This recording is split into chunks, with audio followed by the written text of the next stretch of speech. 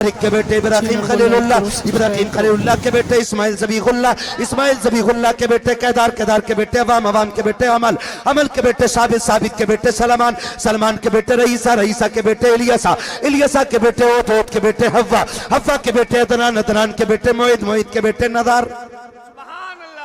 کے بیٹے مدر کے بیٹے الیاس کے بیٹے مدرکہ کے بیٹے خدیمہ کے بیٹے کنانہ کے بیٹے ندر کے بیٹے مالک کے بیٹے فار کے بیٹے غالب کے بیٹے لوئی کے بیٹے کاب کے بیٹے مرہ کے بیٹے کلاب کے بیٹے قصی کے بیٹے عبد مناف کے بیٹے ہاشم کے بیٹے عبد المطلب کے بیٹے عبداللہ کے بیٹے محمد الرسول اللہ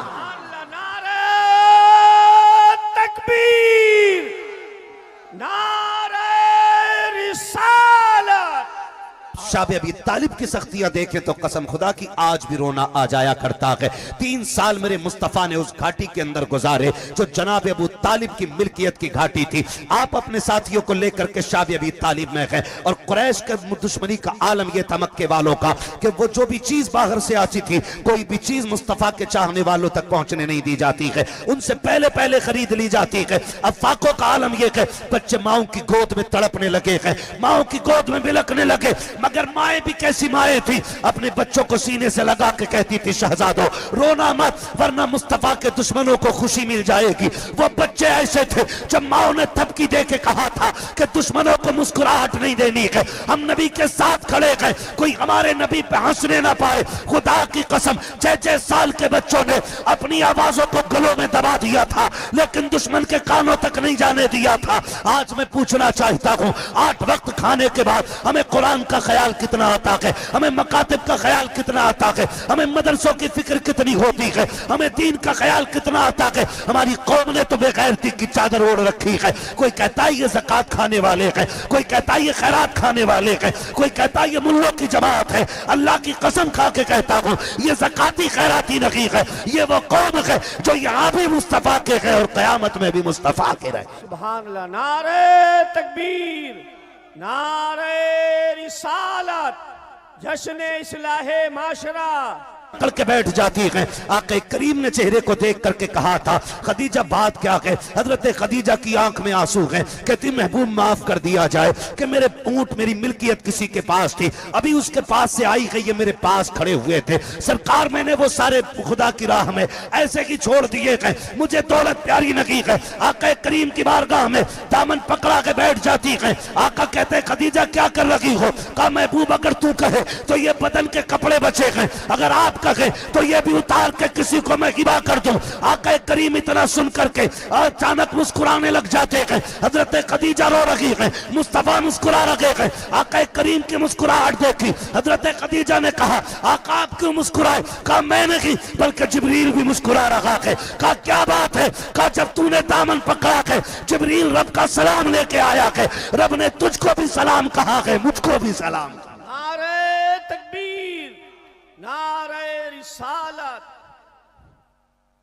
آقا کریم کے جملے سنیے خدیجہ اتنا بڑا احسان کیا کہ تو نے آج صرف چادر مانگ رکھی ہے، اگر کھال بھی مانگتی میں اتار کے دے دیتا۔ یہ کوئی چھوٹا جملہ نہیں تھا، بہت بڑا جملہ تھا۔ آج حالات تو یہ ہے کہ شوہر بیٹھ کے کھاتا رہتا ہے، ایک بار بیوی سے پوچھنے کا روادار نہیں ہے کہ تو نے بھی کھایا ہے کہ نہیں کھایا ہے، تو صبح سے جھاڑو لگاتی رکھی ہے، بتا تیرے حلق سے پانی اترا ہے کہ نہیں۔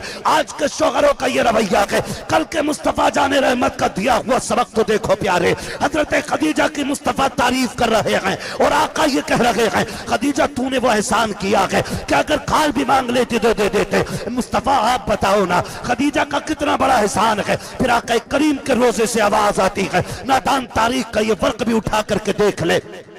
ایک دن میں تبلیغ کے کام سے واپس پلٹا، دشمنوں نے پتھر بھی مارے تھے، ستایا بھی تھا، میرے چہرے پہ خاک بھی تھی، دھول بھی تھی، فاقے اور کمزوری کے آثار میرے چہرے پہ تھے۔ جیسی میں نے گھر میں قدم رکھا میری خدیجہ دروازے پہ پہلے سے انتظار کر رہی تھی، میرا ہاتھ پکڑا خدیجہ نے، اندر لے کر کے آئی ہے، مجھے بٹھا کے کہا تھا فدا کا بھی و امی یا رسول اللہ، آقا میرے ماں باپ آپ پہ قربان ہو جائیں۔ لگتا کہ پھر دشمنوں نے آپ کو ستایا ہے، پھر آپ کو تکلیف دی گئی ہے۔ آقا کریم کہتے کہتے میری خدیجہ مجھے لے کے بیٹھ جاتی ہے اور اچانک ایک پیالہ لے کر کے کھجور کا آئی ہے، میرے منہ میں کھجور دیتے ہوئے کہتی سرکار لگ رہا کہ کئی دن کا فاقہ ہے، اس لیے آپ یہ کھجور تناول فرما لیں۔ سرکار کا رویہ دیکھیے، آج ہم اپنا دیکھیں اور سرکار کی زندگی کو دیکھیں۔ جب سرکار آدھی کھجوریں کھا چکے ہیں، پھر آقا نے حضرت خدیجہ کا ہاتھ پکڑ لیا اور پکڑنے کے بعد جو کھجور مصطفیٰ کی طرف آ رہی تھی آپ نے موڑ کے حضرت خدیجہ کی طرف کر دی ہے۔ آقا کے جملے تھے خدیجہ میں نے تو کھا لیا کہ تو بتا تو نے کب سے نہیں کھایا ہے،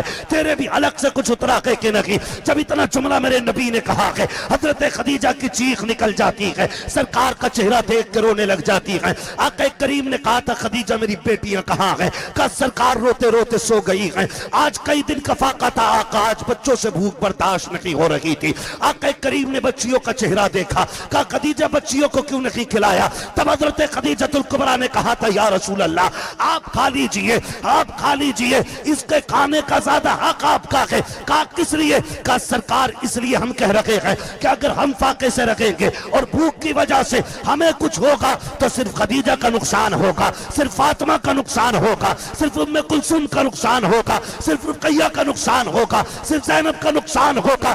آقا آپ کھا لیجئے، اگر آپ کو کچھ ہو گیا تو صرف ہمارا نہیں ساری کائنات کا نقصان ہو جائے گا۔ یا رسول اللہ ہمارے جیسے تو اور بھی آ سکتے ہیں لیکن تیرے جیسا قیامت تک کوئی نہیں آ سکتا۔ نعرہ تکبیر، نعرہ تکبیر، نعرہ رسالت، نعرہ رسالت۔ میرے نبی نے کہا تھا ہاں عائشہ آج تک طائف کی وہ مشکلیں مجھے یاد آتی ہیں، آج بھی میں رو دیتا ہوں۔ یہ سرکار کا فرمان تھا کہ آج بھی طائف کے پتھر یاد آتے ہیں جو ستم مجھ پہ کیا گیا تھا۔ لیکن میں کچھ اور بتانا چاہتا ہوں، سرکار لہو لہان ہو کر کے گھر آ رہے ہیں۔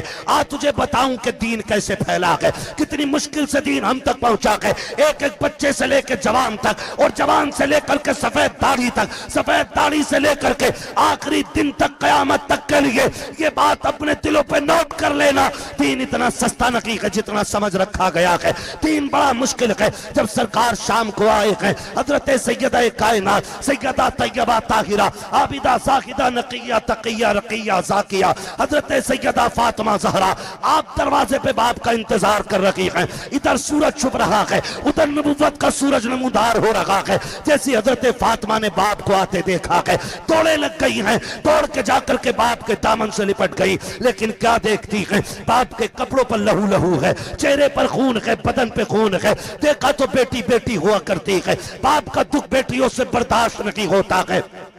میں آپ سے کہنا چاہتا ہوں آپ اللہ سے بیٹے مانگتے ہو، مانگو حق ہے آپ کا، اس لیے کہ بیٹے جائیداد کے وارث ہوتے ہیں، بیٹے بڑھاپے کا سہارا ہوتے ہیں، بیٹوں سے نسل چلا کرتی ہے۔ لیکن آپ سے کہنا چاہتا ہوں اگر صرف بیٹے ہو تو رو کے بیٹیاں بھی مانگ لیا کرو، جولی پھیلا کے بیٹی مانگنا، اس لیے کہ بیٹے جائیداد کے وارث ہوتے ہیں، بیٹیاں باپ کے پیار کی وارث ہوا کرتی ہے۔